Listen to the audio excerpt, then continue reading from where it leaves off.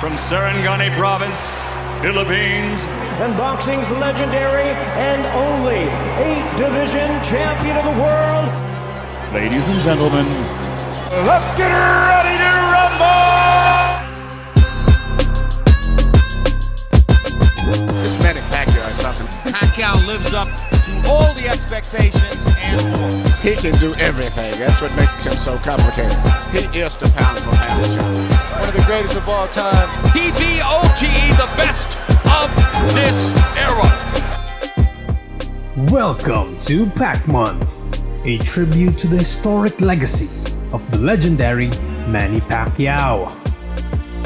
Trash talking is a significant part of combat sports, which fighters use in order to instill mind games to their opponents by trying to hurt them emotionally with exaggerated words and expressions. Masters of this art include the notorious Conor McGregor, the strategic Floyd Mayweather Jr., the iconic Iron Mike Tyson, and the greatest to ever do it, the legendary Muhammad Ali. However, there are some of those who prefer to stay silent and humble during the build-up to their fights, and one of the best examples is Manny Pacquiao. Manny is well known for his calm and friendly demeanor towards his opponents, often showing respectful gestures and excitement towards their fight. This is one of the greatest trademarks in his career, staying humble and quiet during the build-up, then unloading everything he has during the fight itself. Manny has faced a handful of confident fighters who delivered trash talks ranging from mediocre to downright pissing off the people's champ. This is the second and last part of the notorious trash talkers whom Pacquiao humbled in the ring. As Pacquiao entered into his 40s, being well past his prime, he would go face to face against the loudmouthed 4-time world champion Adrien Broner. As Pacquiao shifted his focus on Senate duties, he would become a shadow of the monster he once was. However, Manny is still very capable of unleashing his devastating speed and power as he displayed during his TKO victory over Lucas Mathise the year prior. Broner, on the other hand, was a brash young fighter with a pretty impressive record standing at 33 wins, 3 losses, and 1 draw. Broner's style is that of Floyd Mayweather Jr.'s, opting for a more defensive counter-punching style mixed in with showboating and an exaggerated confidence. During the build-up to this fight, Manny would look forward to a potential rematch with Floyd Mayweather Jr., leading to some passionate fans saying that Broner was a substitute or a warm-up fight for Pacquiao. This would anger Broner, causing him to run his mouth towards Pacquiao and the critics. you already heard Manny say he definitely would like rematch with Floyd. Fuck Floyd, man. No disrespect, but he ain't fighting Floyd. I think all the media came out. You know, y'all always talk bad about him, but it's cool. He fighting me. I'd have beat your motherfucking ass, man. You worry about Floyd. He already beat you, brother. I don't fuck with you. You be talking too much shit about me on Twitter, bro. They keep on talking about rematches and you gotta get past me first, big feet motherfucker. What gives you that confidence he is the best fighter you will have ever fight? I see whose side you on.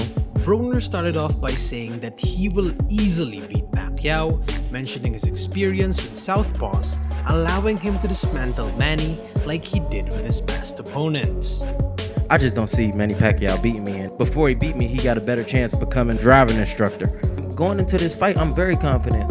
He's another southpaw, and look at my resume.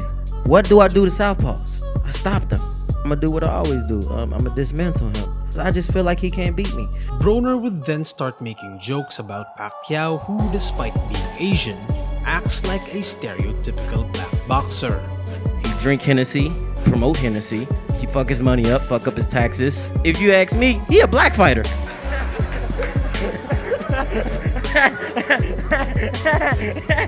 Broner even slipped in a joke about Freddie Roach's Parkinson's disease, which causes him to shake and have uncontrollable movements. You bringing Freddie back? Yeah. As a trainer. You scared? Nah, I don't have nightmares. I'm happy you bringing Freddie back. Why? So we can get this thing shaking. What? Pacquiao would respond normally, saying that he is prepared for the fight. But this time, he would poke fun at Broner, showing off his more playful side to mess with him. I want to thank Al Heyman and BBC Boxing, Mayweather Promotion, AB Promotion. I promote you. You don't grade me happy birthday, advance?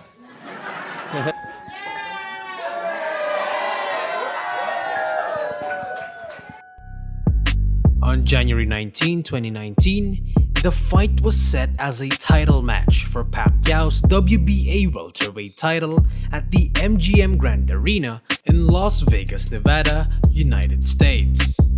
Throughout the match, Pacquiao displayed his superior speed, footwork, and combination punching, as Broner struggled to consistently land meaningful shots.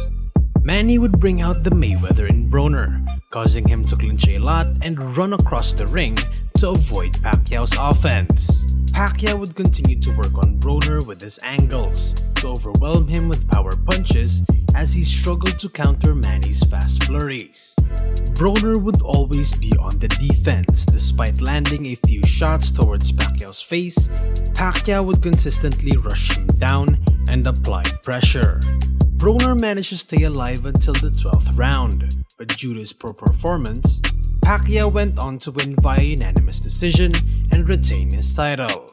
Despite winning, Pacquiao couldn't help but feel sad, as he felt like he disappointed the fans with a mediocre performance.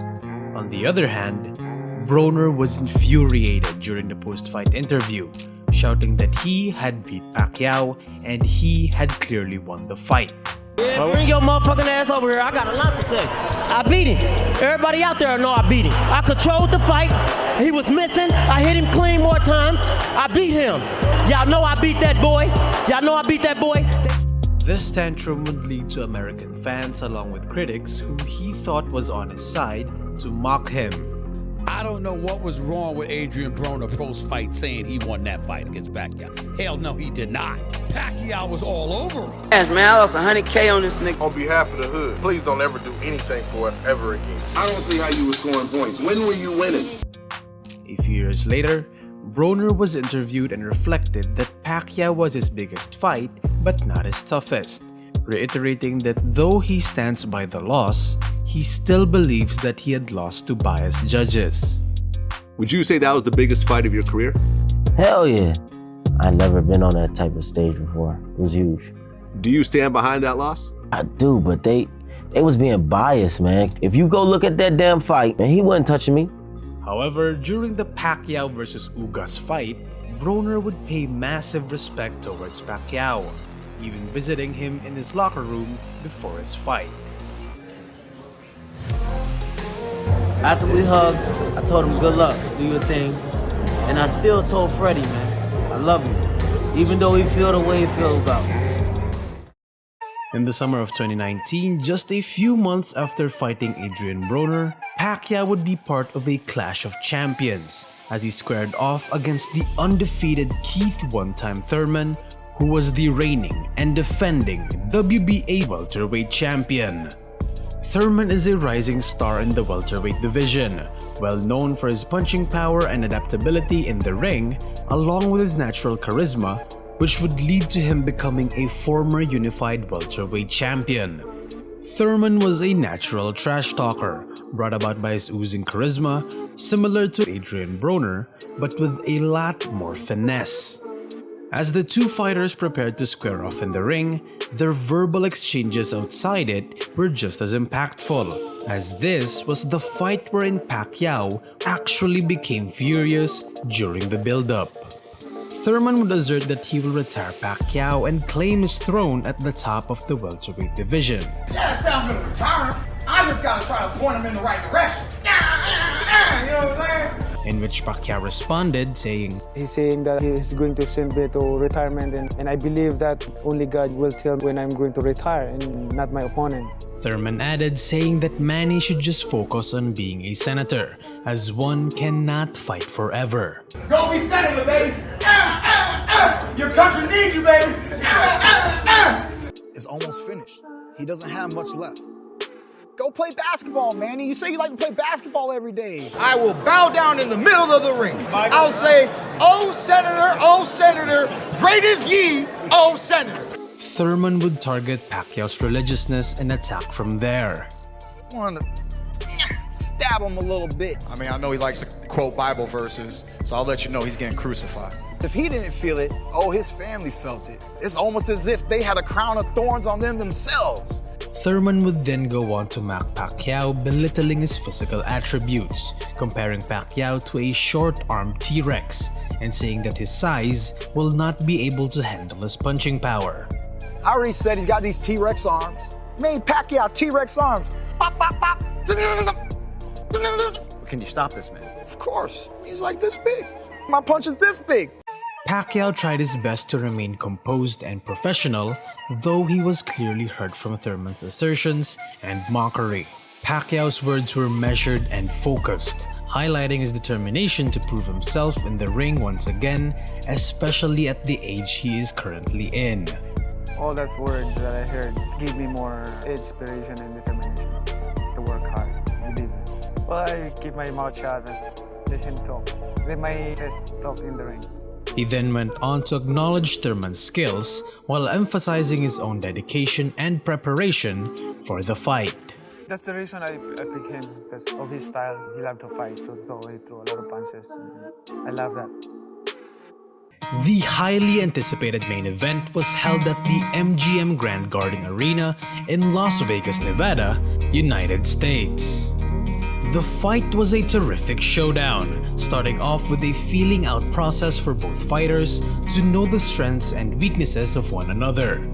With Pacquiao's experience and fast combinations, he managed to score a vicious knockdown during the first round, which had shocked Thurman completely. As the fight continued, both fighters would land solid exchanges towards each other. However, Pacquiao was still the busier fighter, dishing out power punches and fast flurries, which even bloodied Thurman's nose coming into the middle rounds. As the fight progressed, however, Thurman would find his footing and land some very clean power punches towards Pacquiao's face. The fight goes back and forth in the later rounds, with neither fighter being able to gain a decisive advantage as they continue on to trade punches despite being already bloodied and bruised. With both fighters putting up a terrific performance, the fight went into a split decision which Pacquiao would win due to his superior offense and that knockdown in the first round. Pacquiao would become a unified WBA welterweight champion and be regarded as the oldest welterweight boxing champion in history. During the post-fight interviews, a newfound mutual respect would emerge between the two warriors. Manny Pacquiao is a truly great, legendary champion. Oh Senator, great as ye, oh Senator. I promise I'd say that if he won tonight. Thank you, everybody. Thank you, Manny Pacquiao. He's strong, man. He's strong, hard. Keith is like a Margarito. He's heavy-handed, man. He's very tough. Not like other opponents that I faced before. Manny held his composure. I know that I got his respect in the ring. He's just a more relaxed fighter, all the experience that he's had nowadays. As time went on, Thurman's perspective would continue to mature, acknowledging the privilege of sharing the ring with a true legend of the sport and gaining a profound appreciation for the fighting spirit of Manny Pacquiao. His number of age was getting up there when he performed against me back in 2019, yet he was very impressive. At the end of the fight, I fought a champion. I fought to the best of my ability. He's a true veteran. He feels comfortable in the ring. He loves a good fight. You give him a fight, that fire goes in him, and he can't wait to return it. And it was a lot of fun. There was a part of me that actually didn't want the fight to end. Would highlight Pacquiao's very dynamic punching, acknowledging both the speed and power in those punches. He hits you with a hook and an uppercut as if it was almost one punch. We're very fast. He's just a dynamic fighter. Thurman would compare Pacquiao's power to being hit by a rock. I never felt power from a little guy the way I felt it from Pacquiao. Pacquiao is weird. Danny felt like a big brick. Pacquiao felt like a little brick. Now the weird part is Pacquiao's hands just felt heavy. Why did his fist feel like a rock? Why did his fist feel so hard in the fight? Felt like a rock.